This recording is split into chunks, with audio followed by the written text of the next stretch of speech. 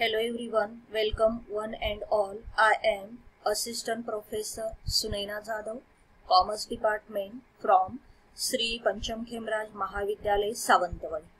For FY BCom, our Accountancy and Financial Management paper for semester first, we have discussed various basics parts of accountancy.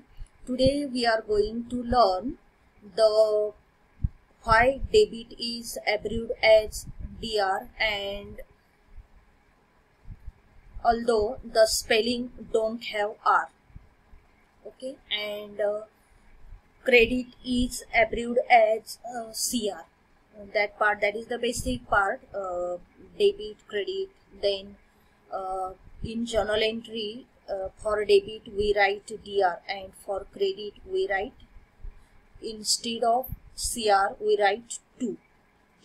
Okay, that part today we will discuss, and later on the various aspects of accountancy. So debit and credit, basically debit means बघा, as a commerce student म्हणून आपल्याला कुणीही science faculties वाले किंवा other लोक all विचारत असतात बघा की तुमच्या अकाउंट मध्ये डेबिट क्रेडिट काय असतं, बरोबर आहे ना. कॉमर्स म्हणजे काय वगैरे तुम्ही कॉमर्सच्या पेपरला स्टडी केलं असेल. कॉमर्स मधला आपला स्टुडंटना ऑल वाटतं इम्पॉर्टंट खूप सब्जेक्ट आहे अकाउंटन्सी. तर त्या अकाउंटन्सी मध्ये डेबिट आणि क्रेडिट ही काय कॉन्सेप्ट आहे. DEBIT debit and CREDIT credit. Okay, तर हे डेबिट क्रेडिट काय असतं बघा. तर डेबिट इज इक्वल टू, आपण काय म्हणतो बघा, all assets, all expenses and losses is always debit. That's why debit is equal to assets, expenses and losses. And credit is equal to, credit मध्ये काय काय असतं always बघा, liabilities, income and gains. That's why credit means liabilities, income and gains. तुम्ही बघा notebook घातलं असेल, त्याच्यामध्ये फर्स्ट पेजला लिहून ठेवायचं debit is equal to assets, expenses and losses. And next line credit is equal to liabilities, income and gains. कोणतंही transaction तुम्ही घ्या, त्याच्यामध्ये डेबिट, जे डेबिट असतं ते ऑलवेज असेट्स असतात, एक्सपेन्सेस असतात, अदरवाईज काय असतात, लॉसेस असतात. आणि क्रेडिट ऑलवेज कोण असतात, लायबिलिटीज असतात, गेन्स असतात आणि प्रॉफिट्स असतात. ठीक आहे, आता आपण पुढे जाऊया. बघा, डेबिट आपण जे काय म्हणतो त्याला आपण जेव्हा जर्नल एंट्री लिहितो बघा, तेव्हा आपण DR लिहितो. पण डेबिटच्या स्पेलिंग मध्ये R कुठंच नाहीये. डेबिटचं स्पेलिंग काय असतं बघा, DEBIT, बरोबर. आपण जी जर्नल एंट्री करतो, for example purchase of machinery for ₹3 lakhs in cash. Okay, machinery 3 lakh रुपयाची कॅश मध्ये परचेस केली. तो त्याच्यामध्ये अकाउंट्स कोणते आहेत, first is the machinery, second is the cash. त्याला आपण टाइप ऑफ अकाउंट अप्लाय करणार, बरोबर आहे. 3 types of account, personal, real, nominal.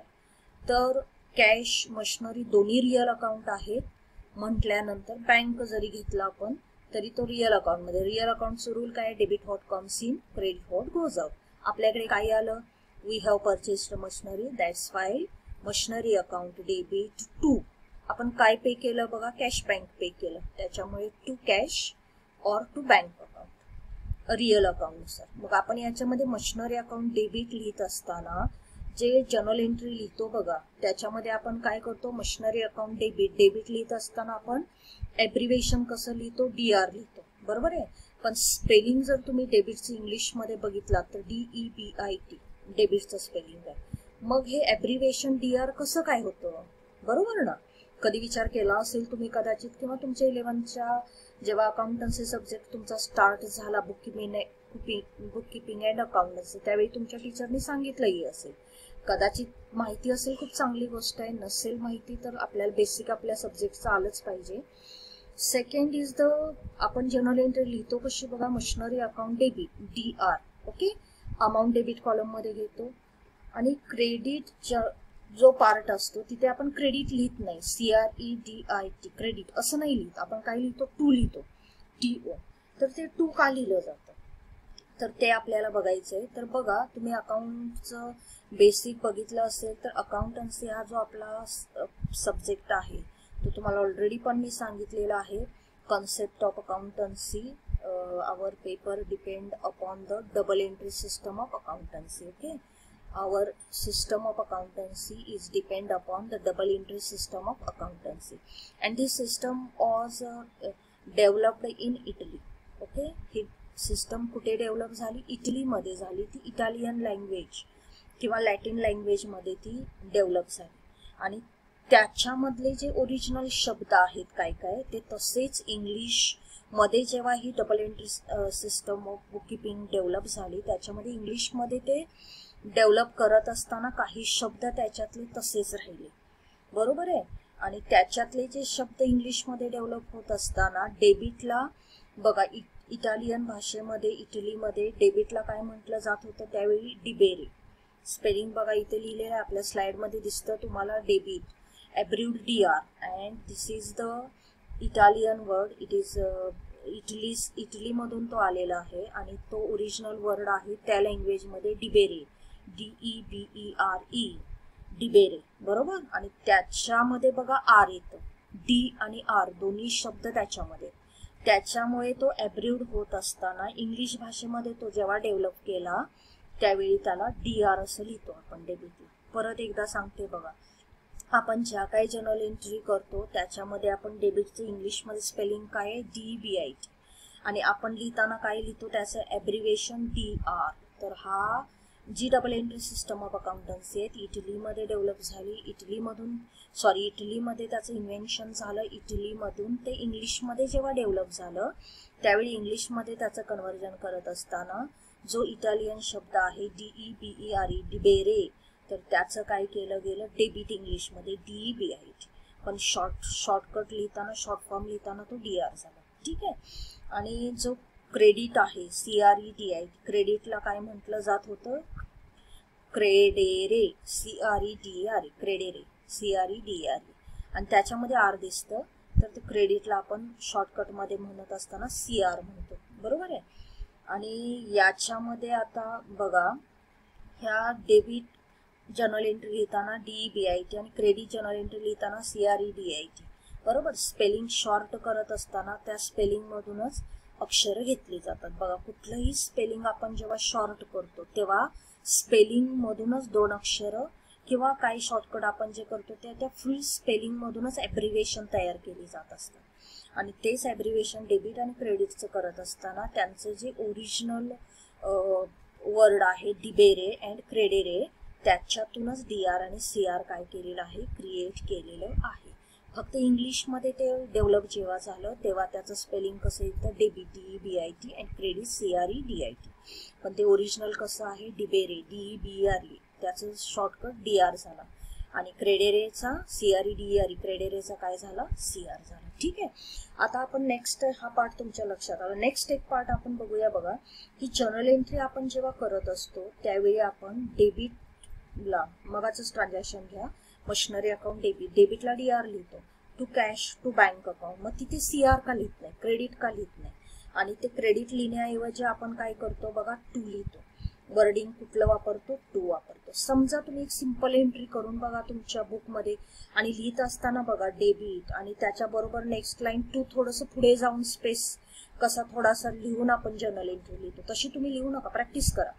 Machinery account, next debit लिहा, नेक्स्ट लाईन कॅश बँक लिहा आणि क्रेडिट लिहा.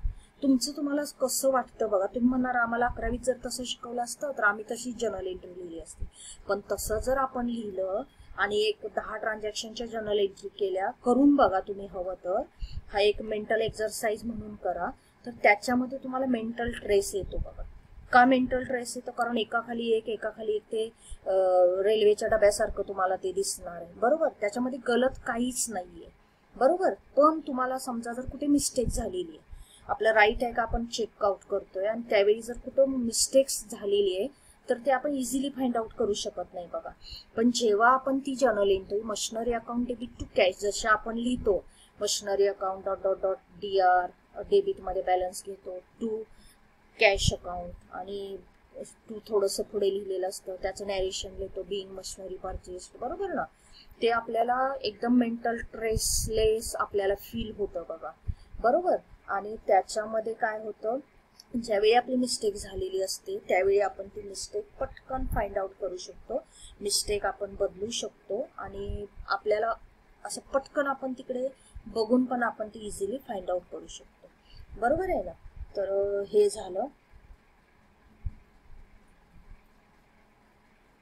आणि आपल्या अकाउंटमध्ये महत्वाचं काय असतं बघा, विदाउट जर्नल एंट्री आपण लेजर पोस्टिंग करू शकत नाहीये, बरोबर. त्याच्यामुळे जर्नल एंट्रीज करत असताना personal, real, nominal, this is the basic types of account, त्यांचे जे रूल्स आहेत 6 ते आपल्याला अप्लाय करता यायला हवेत आणि त्याच्यातूनच आपण काय करू शकतो, आपलं सब्जेक्ट आपला परफेक्ट करायचंय. ठीक आहे. नेक्स्ट जो पार्ट तुमच्या याच्यावरती स्क्रीनवरती बघा दिसतो, closing stock balance is not shown in trial balance, it is shown in the ऍडजस्टमेंट्स.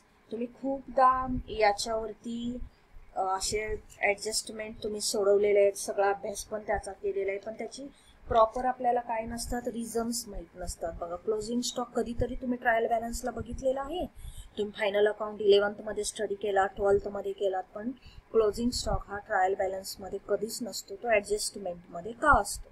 प्रश्न समजला का बघा, क्लोजिंग स्टॉक हा ट्रायल बॅलन्स मध्ये कधीच नसतो, तो ऍडजस्टमेंट मध्ये का असतो. कारण का बघा, आपला जो ट्रायल बॅलन्स असतो तो कसा प्रिपेअर होत असतो, trial balance is nothing but the debit and credit balances of all ledger accounts, आणि तो टॅली होतो म्हणून आपली बॅलन्स शीट टॅली होते, कारण ते आपल्या double accounting system, dual aspect concept वरती डिपेंड आहे, वगैरे वगैरे आपण बघितलेलं आहे. आज आपलं महत्वाचा मुद्दा काय आहे की ट्रायल बॅलन्स मध्ये क्लोजिंग स्टॉक का नसतो. तर बघा, आपण मशिनरी परचेस केले, मशिनरी असेल आपल्याकडे, फर्निचर असेल, परचेसेस आहे, सेल्स आहे, फेरियस, सॅलरी, वेजीस, कोणतंही आयटम घ्या, जे सगळे ट्रायल बॅलन्स मध्ये दिसतात, पण स्टॉक ट्रायल बॅलन्स मध्ये का दिसत नाहीये, बरोबर. त्याचा आपल्याला रिझन बघायचं आहे. तर बघा, फॉर एक्झाम्पल आपण 10,000 रुपीज कॅश पेड केलेली आहे, बरोबर आहे. तर आपण AB पार्टीला समजा 10,000 रुपीज कॅश बॅलन्स पे केलेला आहे, तर आपण जर्नल एंट्री काय करतो बघा, debit the receiver and credit the giver, बरोबर. म्हणजे AB लिमिटेड अकाउंट डेबिट किंवा AB account debit to cash account, आपल्याकडून पैसे जातात तर क्रेडिट झाले, बरोबर. त्या 10,000 पैकी काय एक्सपेन्सेस समजा आपण 8,000 रुपीज केले, बरोबर. तर आपल्याकडे कॅश मध्ये बॅलन्स किती राहणार, 2,000 रुपीज, एक्सपेन्सेस आपले होतात 8,000 रुपीज. म्हणजे आपण त्याची एक्सपेन्सेसची जर्नल एंट्री काय करतो, expenses account debit 8,000 to cash account 8,000. Expenses is a nominal account, आणि नॉमिनल अकाउंटचं रूल काय, मी काय तुम्हाला सांगितलं, डेबिट एक्सपेन्सेस डेबिट असतात, म्हणून तुम्ही direct debit expenses account debit 8,000 to cash account 8,000. Cash real account आहे, क्रेडिट गोज आउट. ठीक आहे. समजा तुम्ही कॅश अकाउंट जर ओपन केला तर डेबिटला काय होतं, कोणताही अकाउंट जेव्हा आपण ओपन करतो तेव्हा काय असतं, कॅश असेट आहे, असेटचा ओपनिंग बॅलन्स डेबिट असतो, त्याच्यामुळे डेबिटला आपण काय म्हणणार, टू बॅलन्स ब्रॉट डाऊन 10,000, आणि क्रेडिटला बाय एक्सपेन्सेस अकाउंट 8,000, बॅलन्स किती राहिला 2,000, बरोबर. पण ह्या 2,000 बॅलन्सचं ट्रान्झॅक्शन नाहीये, बरोबर. हा फक्त ह्याचं ट्रान्झॅक्शन झालेलं नाहीये, हा फक्त बॅलन्स आहे, बरोबर. आणि हा बॅलन्स कुठे असोसिएट असतो, तर बॅलन्सची एंट्री आपण कधीच करत नाही, बरोबर. रिअल अँड पर्सनल अकाउंटची ज्या क्लोजिंग एंट्री असतात, real and personal closing entry आपण बनवत असतो त्या, आणि लायबिलिटी असेट्सच्या एंट्री आपण बनवत नाहीये, बरोबर. आणि कॅश साठी क्लोजिंग एंट्री केली जात नाही, त्याच्यामुळे ट्रायल बॅलन्स मध्ये कुठचेही अकाउंट ओपन केले ते क्लोज केल्यानंतर जो बॅलन्स राहतो तो आपण काय करत असतो, ट्रायल बॅलन्स मध्ये घेत असतो. बघा, कुठचेही अकाउंट स्टेटमेंट खूप इम्पॉर्टंट आहे, थोडं लक्ष देऊ नाही का, कुठचेही अकाउंट ओपन केले ते क्लोज केल्यानंतर जो बॅलन्स राहतो तो आपण ट्रायल बॅलन्सला घेत असतो. बघा, कोणतेही अकाउंट जे आपण ओपन करतो, कोणतेही, म्हणजे आता कॅश अकाउंट ओपन केला, ओपनिंग बॅलन्स 10,000, त्याच्यातून एक्सपेन्सेस 8,000 केले, हा जो 2,000 रुपये क्लोजिंग बॅलन्स राहतो हा ट्रायल बॅलन्सच्या डेबिटला येतो,